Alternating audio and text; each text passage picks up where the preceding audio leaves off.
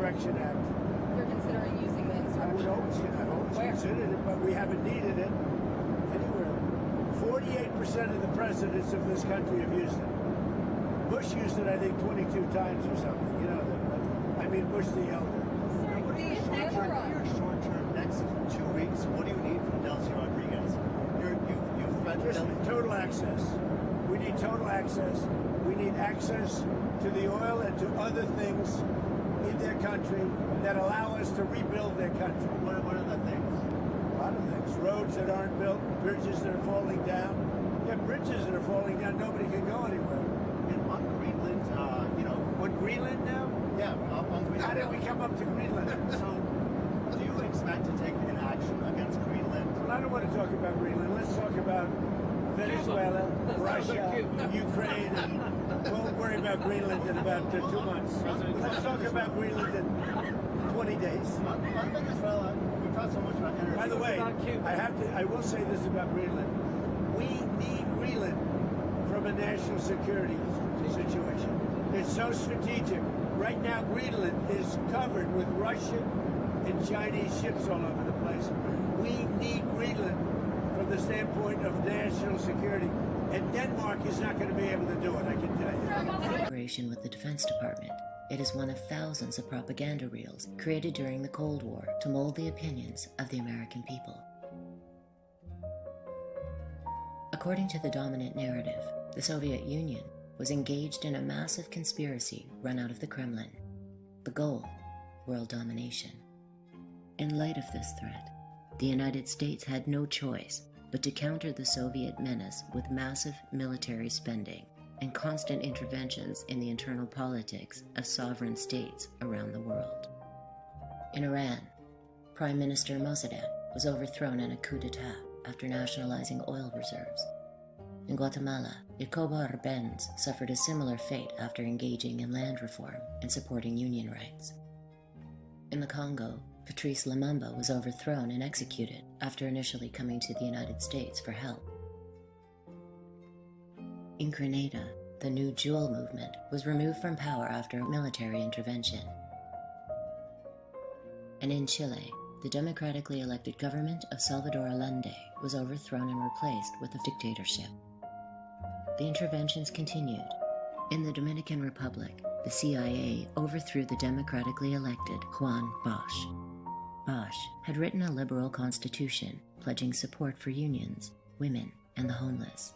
In Brazil, a CIA-backed coup overthrew the democratically elected labor government of João Goulart. As a contingency plan, the U.S. drew up a scheme to provide a naval task force to intimidate Goulart's supporters. In Bolivia, a CIA-backed military coup overthrew the leftist president Juan Torres, regime of torture and murder. In Argentina, the U.S. backed a military junta led by Jorge Rafael Videla, which went on to commit massive atrocities. In El Salvador, a U.S.-backed junta killed tens of thousands of civilians.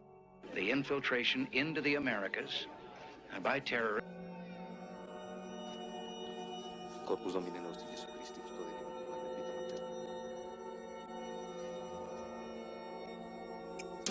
Pisado, hijo de puta. Was Bishop Romero.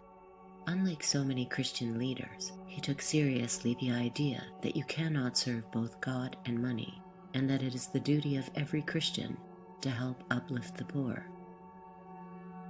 He was murdered by U.S.-backed forces on March 24th, 1980. Why are we supporting El Salvador? No, the question was, why are we killing priests in El Salvador? The answer is we're not. Now you be quiet. President Cristiani is trying to do a job for democracy, and the left-wing guerrillas must not take over El Salvador. The most notorious intervention by the Reagan administration occurred in Nicaragua. Record that from December 1984 until July 1985, you were engaged in selling arms to the Contras for profit. That's correct. Prior to the rise of the Sandinistas, members of the same family had ruled Nicaragua for over 40 years. The Somoza clan had monopolized almost every industry in the country, stealing millions from their own people. When Anastasio Somoza II was finally overthrown and fled to Miami, a U.S. intelligence report placed his net worth at nearly $100 million. Anastasio had been a particularly sadistic ruler. One of his favorite methods of execution was to throw dissidents from helicopters into the Masaya volcano.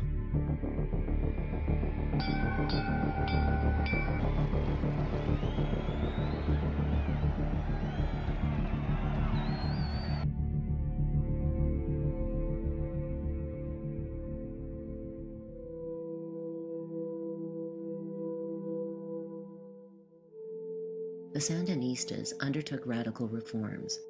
They established the first public education system for children, building thousands of schools and playgrounds. They cut illiteracy to less than 10% of the population. They cut infant mortality by a third. They established a national health service. They abolished the death penalty. They allowed the development of independent cooperatives, increasing food production by over 100%, and they enjoyed the support of the vast majority of Nicaragua's people. This revolution was not made by a proletariat party. It was produced by a popular insurrection. Everybody took part in the destruction of the dictatorship. This is not a political party, it's a front who made the revolution. And you have in this front different parties, the Socialist Party, the Christian Democratic Party, the Liberals, the Conservatives, all of them took part in this insurrection. Christians, the same time with Marxists, took part in this insurrection. The church, many priests and nuns supported the insurrection, even fought in the insurrection.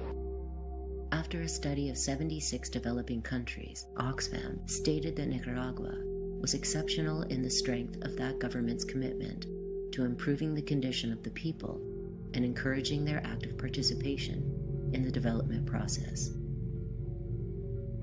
But it was not to last. Fearing that the Sandinista model may spread to other countries, former Treasury Secretary George Shultz called the Sandinistas a cancer right here on our landmass. Trained in neighboring Honduras as well as back home in Florida, the Contras would unleash a reign of terror on the people of Nicaragua.